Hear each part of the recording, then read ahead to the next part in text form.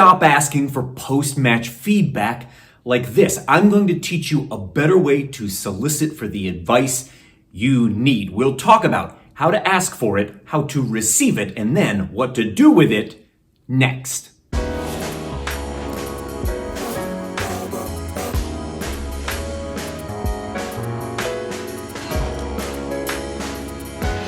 I'm Mike Quackenbush, and this is Till We Make It.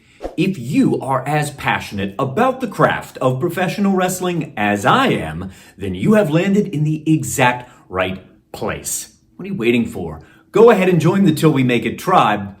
Subscribe right now. It's day 1 of my 10-day challenge, and I don't have very long to make this video for you, so let's get to it.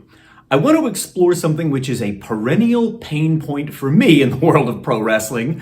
A lot of alliteration there.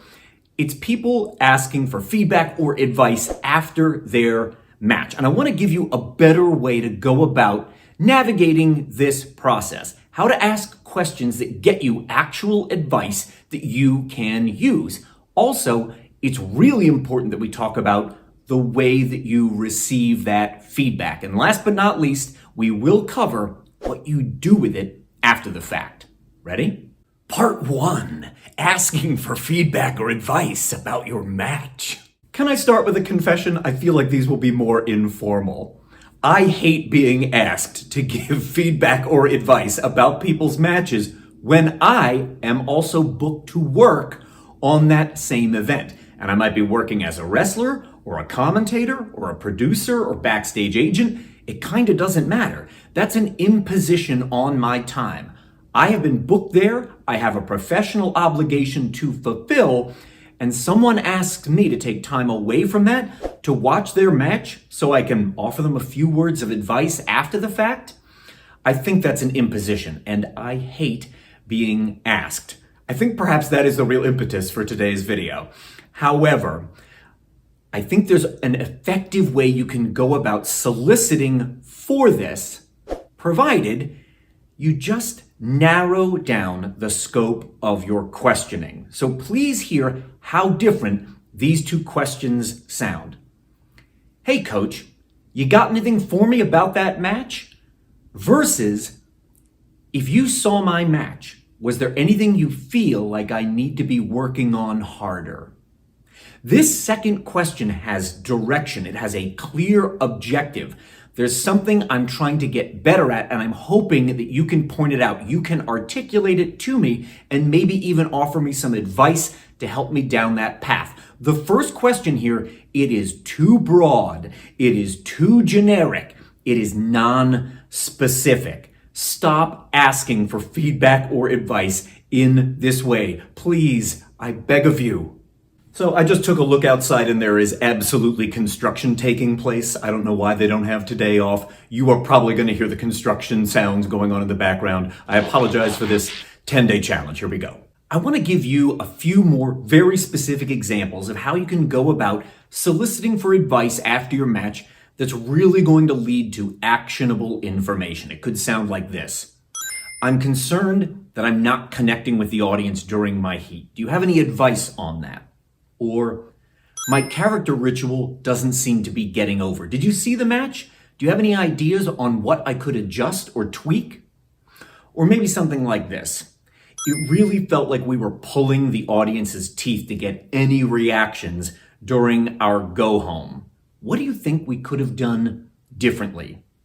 These questions are driving toward the objective of improvement in a very clear and specific, non-generic way, and they will never be mistaken for those thinly disguised pleas for praise, right? We all know what that sounds like in the back. Did you see my match? Did you like it? These are people who are fishing for praise, and sometimes that's what it sounds like to my ears when someone says, hey coach, did you see my match? What did you think?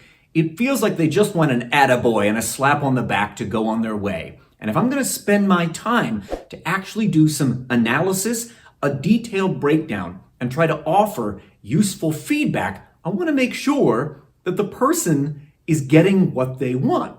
Because maybe, some of the time, all they really want is a Good job! And just to be totally clear on this topic, there is nothing wrong with wanting praise or validation about your wrestling, but that's a totally separate video topic from feedback and advice. Now you know how to go about asking for that feedback, so part 2, how to receive the advice. When you are receiving feedback or advice about your match, and the person who is spending their time and attention on you and your performance asks for you to explain something to them, of course, do that. But if they don't ask, you're not going to just start explaining, justifying, or defending what you did out in the ring as if it were a mistake. You are receiving feedback and advice to help you elevate your game next time, not as a review of what already happened. That's already taken place. It's been synthesized into actionable feedback that you take forward. Do not turn into the person who feels like they have to explain, justify, or defend what they did in the ring as if this is an argument. It's not an argument. You asked for someone to spend their time and attention to give you feedback, and you are getting it. Receive it with grace. I prefer if you receive it silently, unless I specifically ask you a question about how or why something happened in the ring, and whether you like the advice, whether you really enjoy the feedback, or you do not. Regardless, you are going to thank the person who spent their valuable time and fleeting attention on you. Even if you hate every word that comes out of their mouth, say thank you. Part 3, what do you do with that advice? If you feel like you fully understand the feedback, the advice that you just got, write it down in your wrestling notebook and maybe include a note about how you're going to modify your work next time to incorporate the feedback that you got.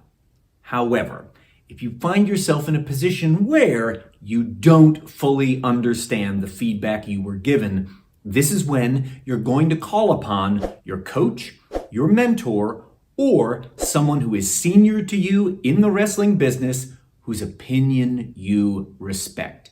And relate to them the feedback that you got and ask them to help you interpret it.